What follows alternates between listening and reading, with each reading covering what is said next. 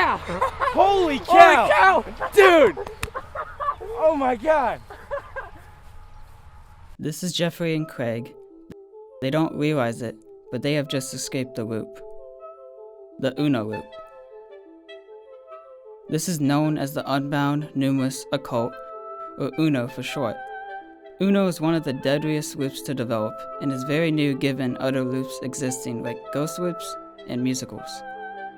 Studies have shown that the UNO loop is far more lethal compared to others, as it uses the human psyche to make you fight or argue. It also tricks people to cause mayhem and to start inner conflicts with loved ones. Curse you infinity! Curse you infinity and beyond! This UNO loop often gets overlooked given its complexity, but one to keep a lookout for. Given the little information of this loop's creation and purpose, please exercise caution when approaching these circumstances. Later assumptions could be brought up from higher authorities. UNO starts once multiple people start playing UNO. Once the game goes on for about 5 to 6 minutes, the loop will begin. Alright, come on. Get up. Oh god. No, please! No! Jeffrey and Craig told me that many side effects are temporary and will be gone in about 4 to 5 days. Side effects that they mentioned are mental trauma, strange sounds, and random echoes or screams. They also mentioned about the appearance of a small yellow tennis ball named Daniel. This means that Jeffrey and Craig are the only 2 known survivors who have escaped the loop with no clear explanation as to why. There was a light. I was in a white room. I was seeing myself passing away, and the tennis ball was saying a lot of rude things, and he was telling me there was no way out, and I just couldn't take it. I hit him, he went flying, and then all of a sudden I'm seeing multiple versions of myself, multiple versions of my friend, and when I saw the doorway at the end, I knew I had to escape. Started running, and I just kept running. I think something happened with that tennis ball. It was definitely in that room for a very long time.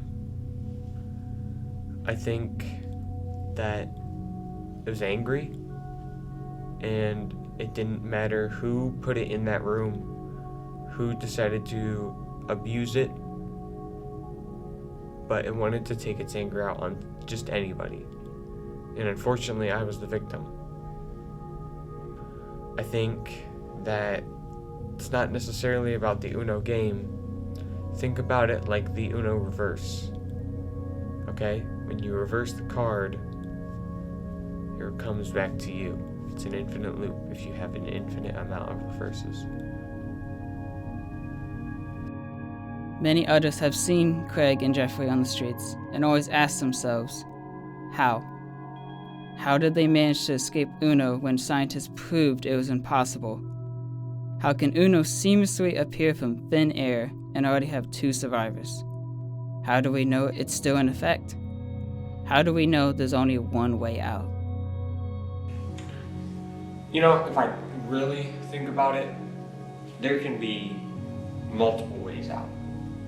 I can go through the ceiling, I can dig through the ground, we honestly could have broke the window. We could have broke the window, and then we would have gotten out perfectly fine, but I think we were so caught up in that loop, we were kind of just like, I don't know, it's like something got to us. we just stayed there, and like, we kept going back, we didn't know what was happening. I quite literally think that we just, I don't even know how we escaped UNO. But it was more like, I think it was more of the game. yeah, I think it was UNO, because the tennis ball. you know, I'm like 100% better than he is. No, you're not. I have good cards. I've told you that. I have so many good cards on me, like +4, +2. You saw it. You saw it when we were so close to death. You saw all the cards that I had. And you looked at me and you said you were letting me win. And you still sit here Like, I don't even know how long it's been since then, and you still. There's no physical way that you had that many cards. I had that many cards. I just kept picking cards so that I could look better than you. All types of people have gone through loops. So have I. It's never ending, unforgiving, and painful to live through. Just recently, Uno's become a month-old loop, and it surprises me how much it has evolved since its creation. Having to constantly prepare for its next victims is mind-bearing. The best thing that the victims can do is enjoy their time. Yes, I know that's a simple answer, but enjoying your time brings benefits to you. After watching Jeffrey and Craig escape the loop, I can clearly see why that's the case. Their never-ending pain brought them never-ending happiness. The unforgiving trauma they received has turned into unforgettable memories. Clearly, the one thing I can take from this fascination of friendship is their commitment. I have watched them since they were in the loop, and even being cut out from society, they still lean on each other. Even if they still think they're in the loop, it would be best to keep this paradox a secret. Besides, I want to watch them grow closer as friends. Not growing closer to friends during troubling times can really lead to dark roads in the future. Having them push you, laugh with you, make you special is the true reason for having friends. Letting loops go forever can create friendships that don't seem possible. Even if there's no way out, our friends can be the true meaning of finding the one way out.